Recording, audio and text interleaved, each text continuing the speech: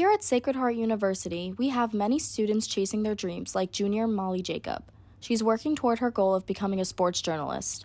Although she looks like any average student, her story says otherwise.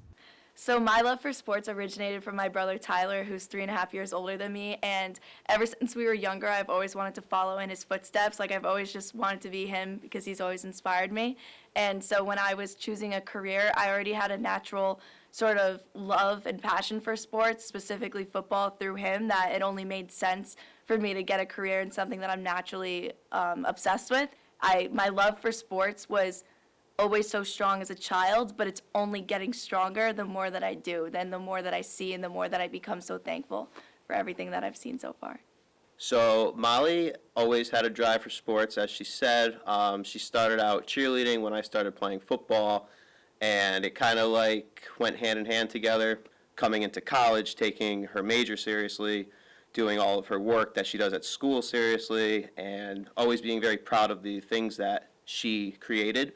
And then coming into working with the Yes Network, she always took that more seriously probably than like anybody else, and wanted to be the first one there, last one to leave, making sure that she was doing her job correctly, making sure that the people around us were doing their job correctly so that the broadcast can run smoothly. And I think that Yes Network is very appreciative of everything she's done. January of her freshman year of college, Molly was diagnosed with papillary thyroid cancer, and her world turned upside down. So freshman year of college, I realized in the first semester that I was gaining weight. I was feeling tired all the time. I was very sluggish, head fog. I remember just talking to my aunt one day and expressing to her my symptoms that I was going through, and she was telling me that I needed to go to the doctor about it. So I got blood work. Finally, through 2 biopsies and just so much blood testing, so many doctors, I finally found out like 3 months later that I was diagnosed with papillary thyroid cancer, and I had a tumor on my thyroid along with 32 lymph nodes like attached to it. Not only did this news affect her, but it affected the people who loved her the most.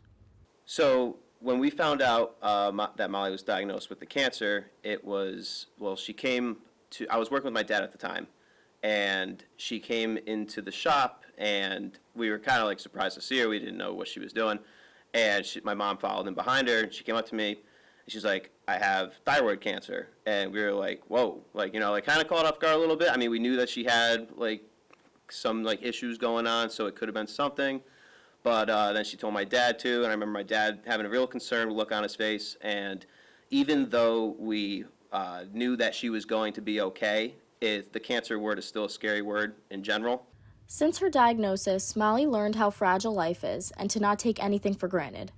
So since my diagnosis and since I beat cancer, I took it with like the opportunity that I could do anything. So when I got back the second semester of my freshman year, I was a CLA, so I was like a tutor for intro to media productions. I was involved in the sports media club, which I then became president of that fall, and I've been the president ever since, and I love it. Currently, I'm a broadcast journalist for The Pulse. I wrote for The Spectrum. I do all my work outside of school with the Yes Network, NBC Sports, and all that stuff. And it's crazy to say because I could have never imagined myself 2 years ago saying all this, and I'm so thankful.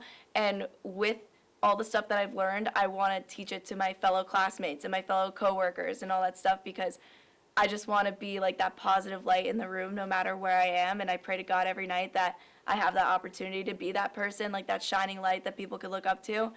I only want to make my family proud. Like that's like my main goal in life, is to be happy and make my parents and my brother proud. So I'm definitely been thankful for everything that I've been able to like take advantage of, and it's only going to go up from here. Well, Molly did definitely accomplish that goal of making myself and our family proud. She never made any excuses going through what she went through, and like I said before, it fueled her drive, gave her more drive to be great at whatever she wants to do. It inspires other people, it inspires me how Molly just sticks to what she wants to do, and she gives her 100% effort every single time, and she doesn't take any days off. I mean, I remember there was one day, I think, when we came home from one of the Thursday night games, and you took like a lazy day, and you just sat on the couch, and you're like, this is the first time I've just sat on the couch all day in like a year and a half. And I was like, well, that's insane. Like, good for you. But So yeah, it's just like she's definitely hard at work. She's actually reminds me of our dad. He's just constantly working 24/7. So it definitely makes my family proud. I think a lot of your friends proud, and it's good to have you as a little sister. Reporting from Sacred Heart University in Fairfield, Connecticut, I'm Isabella Giardino.